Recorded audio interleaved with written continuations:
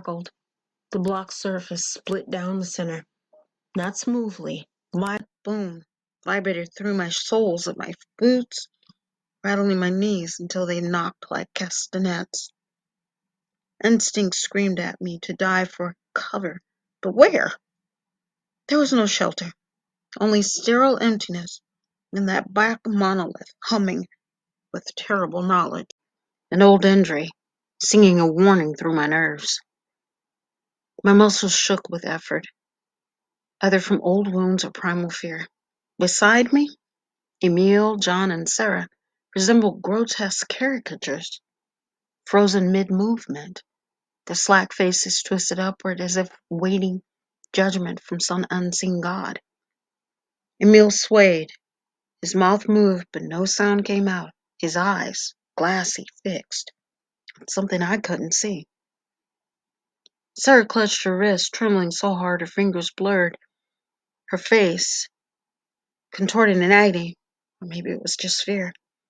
High-pitched brawl. High-pitched bawl. Sarah's scream wasn't human. Higher pitch to even higher pitch. It was the sound of a rabbit realizing the snare has teeth. Her fingers spasmed, not in fear but in recognition. The block had shown her something, the same thing her so-called friends had whispered before they had left her bleeding in the school stairwell. You're nothing. Her eyes her green eyes twitching like a marionette's. The block was speaking to her, and whatever it said, it was peeling her apart from the inside. John stared at the block like it was telling him a secret. Panic knifed through my gut. Why weren't they fighting it? Why wasn't anyone fighting it? Was I the only one still awake? A low thrumming, boom, ripped the air apart. The sensation vibrated through our bodies, from our ribs to our teeth and even our skulls. Kathy hurriedly wiped the rupture of blood from her nose. Sarah shrieked, "No, Daddy! Don't throw patches against the wall!" Kathy hastily staggered next to Sarah, wiping the flowing blood from her nose. She looked into Sarah's eyes and held her. "It's okay, Sarah. It's okay," she whimpered. She brushed the sandy, sweaty locks from Sarah's forehead. "You killed Patches, Daddy!" Sarah's howl turned into a hard cry. A river of tears flowed from her wide, red eyes. Kathy's nose bled as she caressed Sarah's cheek, her pupils dilating with borrowed pain. Lights burst behind my eyes. I staggered back, gagging, ears blown out by pressure. Another blast. Boom! Deeper this time.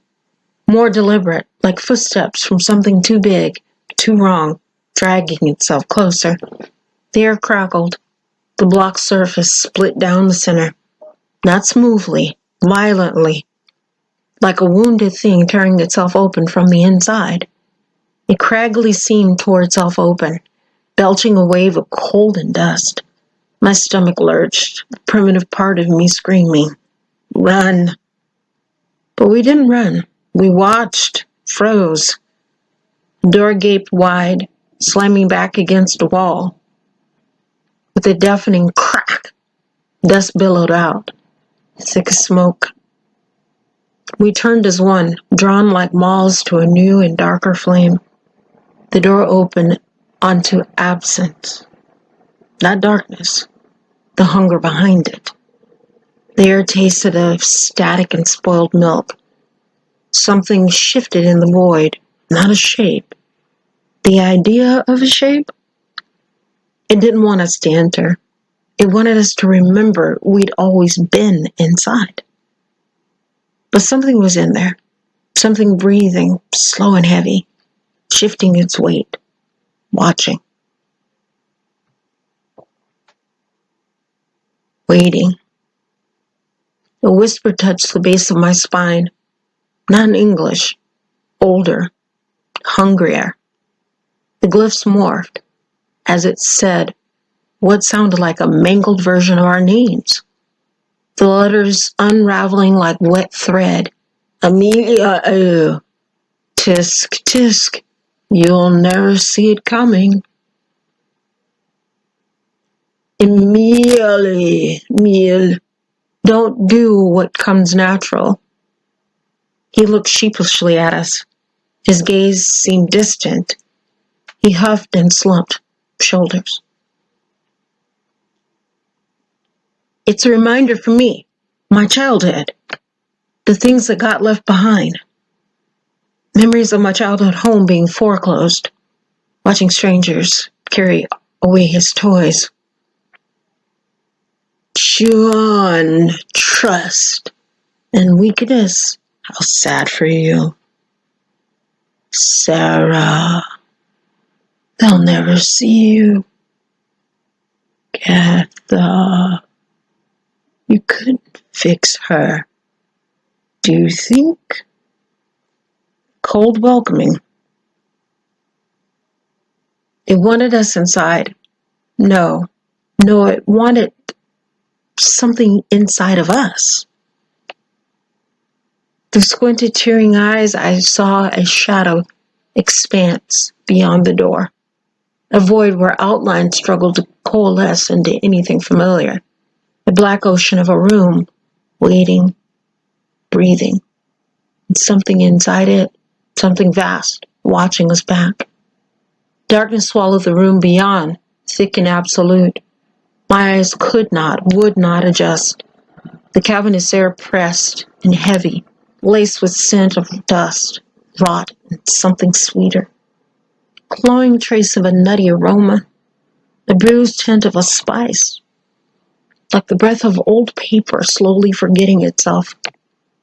I let myself taste the air, a sickly sweetish smell of almond mixed with just a hint of vanilla, like old books, even older papers. The almond vanilla stench thickened, clotting in my throat. Not just memory, invasion, seized by the images of my grandmother's attic, which melted around me, the oak desk warping into the hospital gurney, where they'd strapped me down. Her suicide note yellowed at the edges, now scrawled in the same glyphs as the block. A cracking voice. You'll watch me die twice, Amelia. I wrenched myself back, but the desk remained. Atop it, a fresh page wet with ink. Recognition ignited long-forgotten hurtful memories. I squeezed my eyes shut. I tasted a salty tear upon my lips. Why had she written that note? Why didn't anyone listen to me when I told them about my dream? More like a nightmare about her death. My eyes fluttered out of sync with each other, but the dark stayed as the memory faded. It wasn't just the absence of light. It was the presence of something else, something slow and thick and breathing. I swallowed hard, tasting acridness on the back of my tongue. I barely recognized my own voice when I spoke. It sounded wrong in the heavy air, smaller than it should have been, like something pretended to be my voice. My whispered words broke the silence, carrying a sense of caution and hope. We need to be cautious, I whispered. This might be the key or the lock. The others drifted closer, our movement hesitant, mechanical, as if something unseen had already begun pulling the strings from inside that suffocating void. We stood tense with anticipation. Sarah stood too still. Her delicate little hand clutched her chest. Emil shifted closer to the doorframe, shoulder brushing it like he needed to anchor himself to something real. John's eyes had a strange twinkle in the half-light, wide and empty, catching the flicker of the dying bulb overhead. The bulb buzzed, flickered, buzzed again, like a wasp caught behind thin glass. The bulb didn't just flicker, it gasped, each pulse shorter, weaker, like a lab rat's dying heartbeat. We stepped inside, the space expansive and cluttered. The light from the hall gutted behind us. A final dying star against the infinite. Its feeble reach revealed scattered wreckage, yellowed journals slumped against battered shelves, cracked photographs frozen mid-smile, papers that rasped and shuffled with a fiendish shift of air, like dry tongues whispering secrets too old to remember. Every breath tasted of forgotten things. Each item held the potential to unveil the secrets of our captors. Their motives. Emil brushed past me, his sleeve trailing across a file cabinet, blooming rust, his face taut and bloodless. He jerked the drawer, but it didn't open, so he braced his foot and gave it a hard yank. He sent sparkling little red particles into the air. He thumbed through torn folders. His hands looked like little misshapen claws as he thumbed through the files. He retrieved one, slapped it open, and read it. He mumbled to himself, and at times just mouthed the words. I looked for Kathy. Emil's hands moved like a thief's, practiced quiet. The paper he palmed wasn't just a clue, it was a receipt. Item 1, male subject to age 12, condition, viable, price, $45,000. His little brother's worth typed neatly in Korean new. His jaw clenched so hard I heard enamel crack. Sarah clutched a sheaf of brittle notes to her chest, her hands trembling so badly they cracked. The papers didn't rustle, they exhaled, their ink bleeding into the air like smoke. John paused at a desk, half swallowed by darkness, rummaging through the creaky drawers, fingers ghosting over a cracked leather journal, his gaze hollow, unreachable. Its leather binding shuddered like a sleeping sheep, pages stuck together like dried flesh. The journal wasn't hidden. It was waiting. John's fingers brushed the cracked leather, and it twitched. A spasm subtle as a dying man's last breath. He recoiled, but too late. The cover yawned open on its own, pages fanning in a breathless gasp. He studied the embossed symbols. They seemed to glint and sparkle, communicating unspoken words. He half tilted his head. I've seen these symbols before, in my dreams, and I think they're calling us home.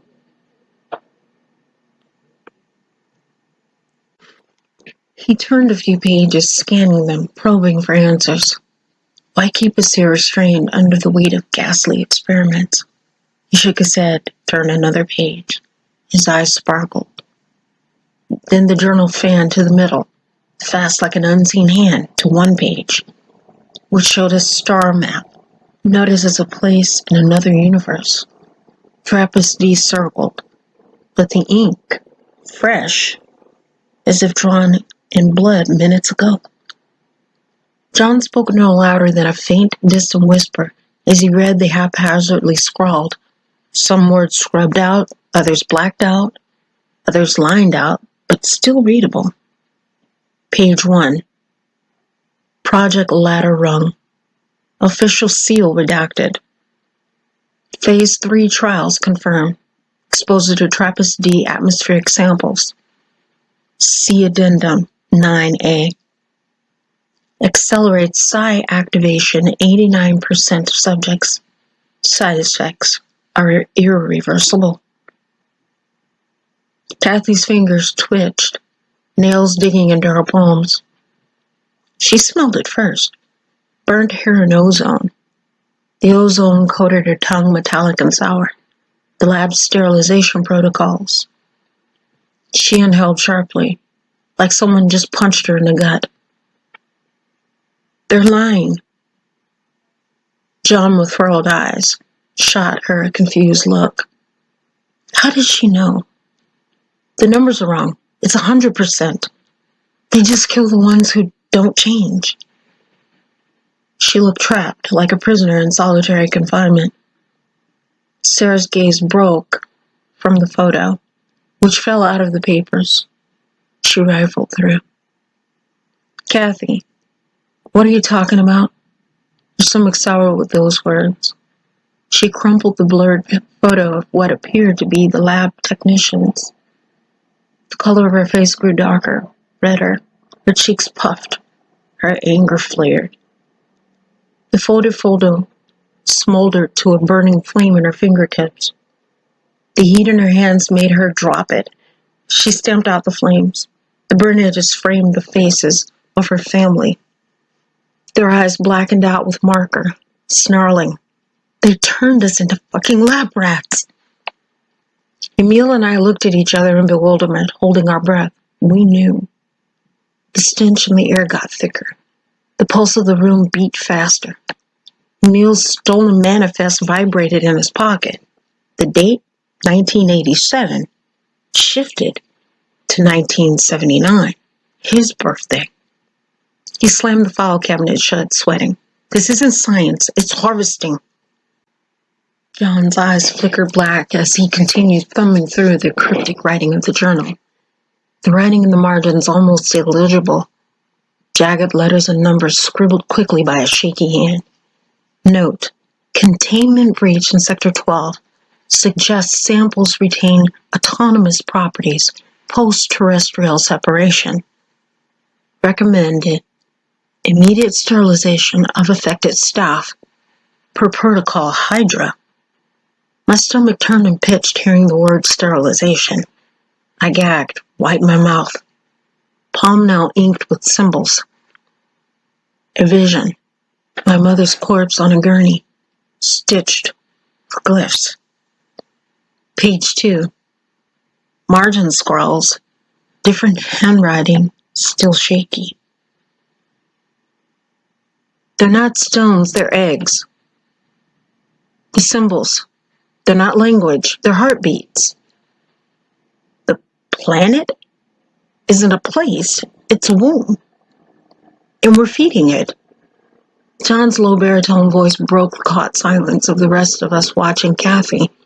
Suddenly, Kathy doubled over, her hands clutched her abdomen, clawing at her abdomen.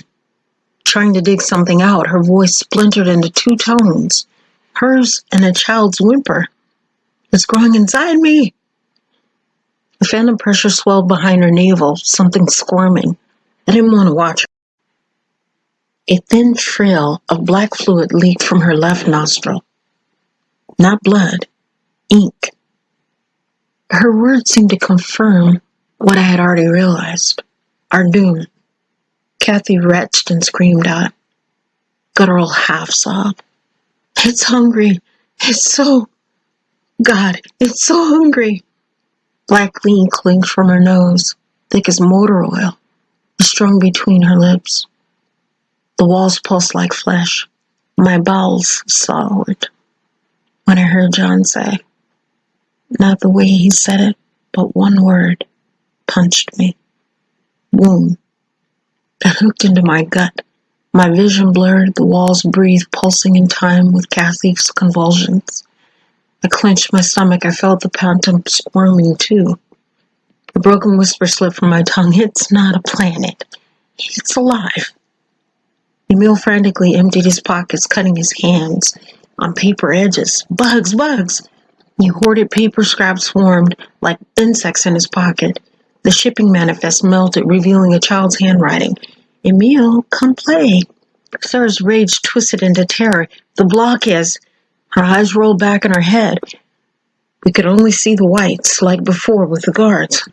Her throat bulged, a rasp in her voice. It's the obsidian block. It's hatching in here. She scratched it and beat at her head. John's voice sounded like an echo from a tunnel. Why did he keep reading and speaking those unholy words from the despicable journal? Sarah's little leg kicked an old wheelchair. It squeaked and creaked and slowly rolled.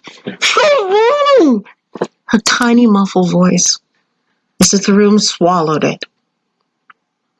The growing echo of John's voice resonated within me, within us all. Page 3. Blood-smeared footnote. Subject Gamma 7's last words before ocular rupture. The architects say we're late. A sickening pop echoed through the room, like a cork pulled from a skull. The black ink from my hollow eyes stretched towards the walls, forming gigantic spindly silhouettes. Too many joints, too many eyes. The spindles shifted to mirror the Trappist constellation floating in the debris. Exact matches. Sarah's whole body, while standing, seized. Her muscles locked so hard I heard her tendons creak. Pow, bang, cluck. Shelf imploded. The debris hung in midair, forming a rotating constellation matching the planetary system Trappist. Her mouth opened, nothing came out. She struggled to scream. No sound, her vocal cords paralyzed. The words boiled through Kathy.